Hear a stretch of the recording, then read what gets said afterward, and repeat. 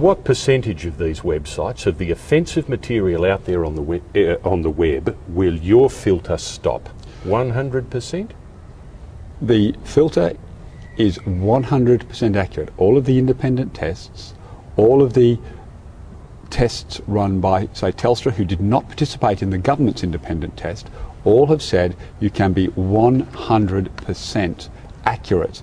No overblocking, no underblocking, and no impact in speed. 1/70th of the blink of an eye. 1/70th of a blink of an eye is the only impact. 100% accurate, and yet some say it won't work. Google says filtering high volume sites, quote, appears to not be technologically possible. Is Google wrong? Google actually have a more wide-ranging censorship and filtering policy than what the Labor government is proposing. If you go to the Google website and you call up what their filtering policy is, you can't get R-rated material, you can't get X-rated material on YouTube. They already censor all of that material themselves. What Google are really saying is, trust us, we know best. So they're wrong when they say it's not possible. No, they're wrong. I mean, they're either right or wrong, aren't they? No, what I'm saying is they currently block more material, they censor more material today than the government is proposing to include in the filter blacklist. I understand that. But in terms of high volume sites, what we've said is we'd be evidence based, and the evidence from our trials said that if you include high volume sites, you will slow the internet down. So we have been in discussions, sometimes as has been demonstrated recently, quite colourful and long and loud discussions, but we've been in discussions with Google about this issue. 45,000 people responded to a Fairfax online poll on this issue yesterday, and 96% oppose your filter.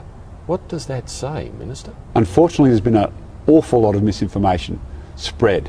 A lot of Australians have been misled by spurious claims and untrue claim. But what you've seen by an organised group in the online world is a lot of misleading information given to Australians, particularly online Australians, about what the government is actually proposing. 2 words would solve the whole free speech thing, though. Opt in. That is a system where parents could opt in, where schools could opt in, but it didn't have to be a blanket censorship. Are you allowed to opt in to buy a child pornography DVD? Are you allowed to opt in to watch TV that has child pornography images? Of course not. That's an absurdity. Yeah, you can voluntarily opt to watch child pornography. We don't accept that. There's this argument that the internet is some mystical creation that no laws should apply to. That is a recipe for anarchy and the Wild West. I believe in a civil society. And in a civil society, people behave the same way in the physical world that they behave in the virtual world.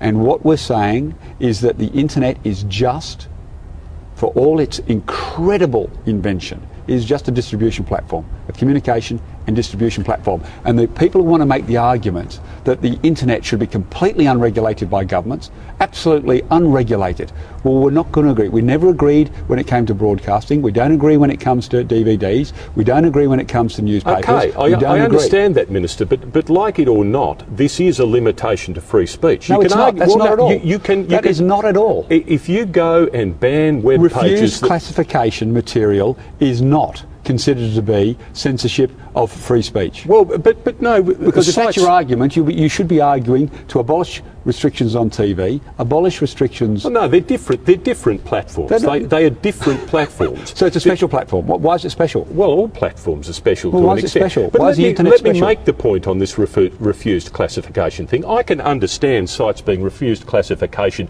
because you say, now that is a terror network inciting hatred.